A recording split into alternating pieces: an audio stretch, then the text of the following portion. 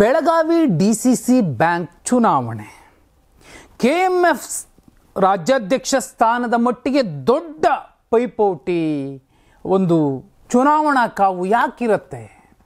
16 ನಿರ್ದೇಶಕರು ಒಬ್ಬ ಅಧ್ಯಕ್ಷನ ಆಯ್ಕೆ ಮಾಡ್ಕೋತಾರೆ. ಆದರೆ ಇಲ್ಲಿ ತೀರಾ ಮಾಜಿ DCMಗಳು, ಪ್ರಭಾವಿ ಸಚಿವರುಗಳು, ಮಾಜಿ ಸಚಿವರುಗಳು, ಶಾಸಕರು ಅಲ್ಲಿ ನಿರ್ದೇಶಕರ ಸ್ಥಾನಕ್ಕೆ ಯಾಕಿಷ್ಟು ಪೈಪೋಟಿ ನಡೆಸ್ತಾರೆ? ಬರೆದಿಟ್ಕೊಳ್ಳಿ. 2028ರ ರಾಜ್ಯ ವಿಧಾನಸಭಾ ಚುನಾವಣೆಯ ರಿಸಲ್ಟ್ ಮೇಲೂ ಕೂಡ ಈ ಬೆಳಗಾವಿ DCC ಬ್ಯಾಂಕ್ ಚುನಾವಣೆಯ ರಿಸಲ್ಟ್ ಅಥವಾ ಯಾರ ಕೈಯಲ್ಲಿರುತ್ತೆ ಅಧಿಕಾರ, ಚುಕ್ಕಾಣಿ ಅನ್ನೋದು ಮುಖ್ಯ ಆಗುತ್ತೆ. ಕಾರಣ ಇಷ್ಟೇ, 8,000 ಕೋಟಿ ಮೌಲ್ಯ ಇರುವಂತಹ ಬೆಳಗಾವಿ DCC ಬ್ಯಾಂಕ್ ಆ ಚುಕ್ಕಾಣಿಯನ್ನು ಯಾರು ಹಿಡ್ಕೋತಾರೆ ಅವರಿಗೆ ಬಹುದೊಡ್ಡ ಲಾಭಗಳಾಗ್ತವೆ. ಯಾಕೆ? ಸುಮಾರು 50 ಲಕ್ಷ ಗ್ರಾಹಕರಿರುವಂತಹ ರಾಜ್ಯದ ಅತಿ ದೊಡ್ಡ ಸಹಕಾರ ಸಂಘ, ಅತ್ಯಂತ ಶ್ರೀಮಂತ ಸಹಕಾರ ಸಂಘ ಯಾವುದಾದ್ರೂ ಇದ್ರೆ ಅದು ಬೆಳಗಾವಿ DCC ಬ್ಯಾಂಕ್. ತುಂಬ ಬಹುಮುಖ್ಯ ವಿಚಾರ ಏನಂದ್ರೆ 1980ರಲ್ಲಿ ರಾಯಭಾಗದ ಹುಲಿ ಅಂತಲೇ ಕರೆಸ್ಕೊಂಡಿದ್ದಂತಹ ಗಟ್ಟಿಗ ನಾಯಕ ಮಾಜಿ ಸಚಿವ ವಸಂತರಾವ್ ಪಾಟೀಲ್ ಅವರ ಕಾಲದಿಂದಲೂ ಇಲ್ಲಿಯ ತನಕ ಆ ಚುಕ್ಕಾಣಿಯನ್ನು ಯಾರು ಹಿಡ್ಕೊಂಡ್ರು, ಅಲ್ಲಿ ಯಾರು ಬಂದು ಕೂತರು, ಪ್ರತಿಷ್ಠಾಪನೆ ಆದರು, ಅವರೆಲ್ಲರೂ ಕೂಡ ರಾಜ್ಯ ರಾಜಕಾರಣದಲ್ಲಿ ಬಹುದೊಡ್ಡ ಹೆಸರನ್ನು ಗಳಿಸಿದವರು. ವಸಂತರಾವ್ ಪಾಟೀಲ್ ಎಂತೆಂಥ ನಾಯಕರು ಬಂದೋದ್ರು. ಅವರು ಒಂದು DCC ಬ್ಯಾಂಕನ್ನು ಇಟ್ಕೊಂಡು, ಬೆಳಗಾವಿ DCC ಬ್ಯಾಂಕನ್ನು ಇಟ್ಕೊಂಡು ವಿಧಾನಸೌಧದ 3ನೇ ಮಹಡಿಯನ್ನು ಶೇಕ್ ಮಾಡ್ತಿದ್ರು.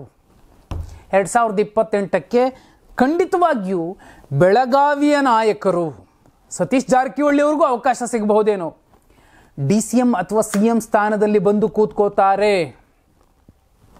ಯಾಕಿರಬಹುದು ನೋಡಿ.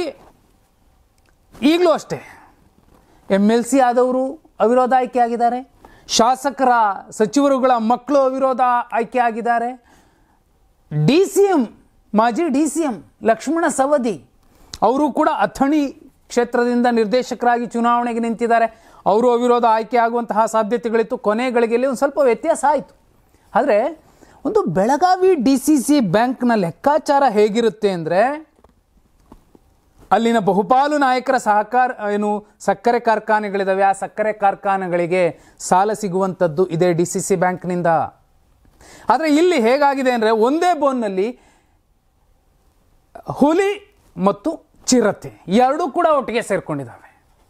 ನೋಡಿ, ಬೇರೆ ಸಂದರ್ಭಗಳಲ್ಲಿ ಪ್ಯಾನಲ್ ನಮ್ಮದು ಬೇರೆ, ನಿಮ್ಮದು ಬೇರೆ, ಆ ಪಕ್ಷ ಈ ಪಕ್ಷ ಅಂತ ಬೇರೆ ಬೇರೆ ಜಿಲ್ಲೆಗಳಲ್ಲಿ ಒಂದು ಪ್ಯಾನಲ್ BJP ಇದ್ರೆ, ಒಂದು ಪ್ಯಾನಲ್ JDS ಅಥವಾ ಒಂದು ಪ್ಯಾನಲ್ ಕಾಂಗ್ರೆಸ್ ಇರುತ್ತೆ. ಆದರೆ ಬೆಳಗಾವಿಯಲ್ಲಿ ನೋಡಿ, ಇಲ್ಲಿ ಆಲ್ಟರ್ನೇಟಿವ್ ಆಗಿ ಮತ್ತೊಬ್ಬರನ್ನು ಯಾರನ್ನೋ ಬೆಂಬಲಿಗರನ್ನು ನಿಲ್ಲಿಸಿದ್ದಿದ್ರೆ ಇಷ್ಟು ದೊಡ್ಡ ಒಂದು ಸ್ಪರ್ಧೆ ಕಾಣಿಸ್ತಿರ್ಲಿಲ್ಲ, ರಾಜ್ಯ ಮಟ್ಟದಲ್ಲಿ ಸುದ್ದಿ ಆಗ್ತಿರ್ಲಿಲ್ಲ. ಯಾಕೆ ಬೆಂಬಲಿಗರನ್ನು ಅವರು ನಿಲ್ಲಿಸೋದಿಲ್ಲ?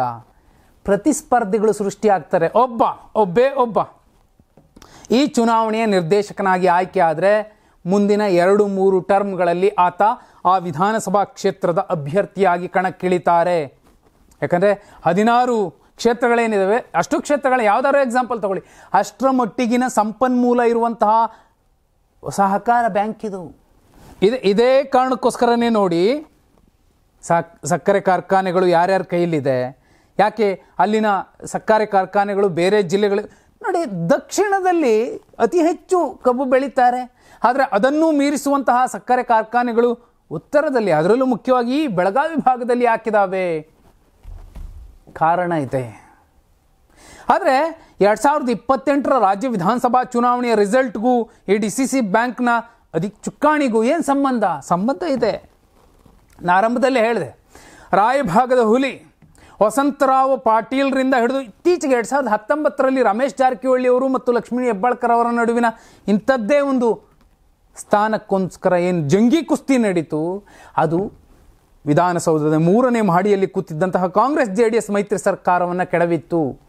ಅದು ಬೆಳಗಾವಿ DCC ಬ್ಯಾಂಕ್ನ ತಾಕತ್ತು. ಇವತ್ತು ಜಾರಕಿಹೊಳಿ ಕುಟುಂಬ ಎಷ್ಟರ ಮಟ್ಟಿಗೆ ಸ್ಟ್ರಾಂಗ್ ಆಗಿ ನಿಂತಿದೆ ಅಂದರೆ, ನೋ ಡೌಟ್, ಈಗಾಗಲೇ 7 ಮಂದಿ ಅವಿರೋಧವಾಗಿ ಆಯ್ಕೆ ಆಗಿದ್ದಾರೆ. ಇನ್ನಿಬ್ಬರು ಸಿಕ್ಕರೆ ಸಾಕು, ಸುಲಭಕ್ಕೆ ಅವರು 10 ಅದಕ್ಕಿಂತ ಹೆಚ್ಚಿನ ಸ್ಥಾನಗಳನ್ನು ಜಾರಕಿಹೊಳಿ ಪ್ಯಾನಲ್ ಪಡ್ಕೊಳ್ಳುತ್ತೆ. ಇನ್ನೂ ತುಂಬ ನೇರವಾಗಿ ಹೇಳಬಹುದಾದಂತಹ ವಿಚಾರ ಅಂದರೆ 2028ರ ರಾಜ್ಯ ವಿಧಾನಸಭೆಯ ಚುನಾವಣೆಯ ರಿಸಲ್ಟ್ ಬಳಿಕ 3ನೇ ಮಹಡಿಯಲ್ಲಿ ಜಾರಕಿಹೊಳಿ ಪ್ಯಾನೆಲ್ನ ಪ್ರಭಾವಿ ನಾಯಕರಿಗೆ ಅತಿದೊಡ್ಡ ಸ್ಥಾನಮಾನ ಸಿಕ್ಕೇ ಸಿಗತ್ತೆ. ನೀವೇನಂತೀರಾ? ಕಮೆಂಟ್ ಮಾಡಿ.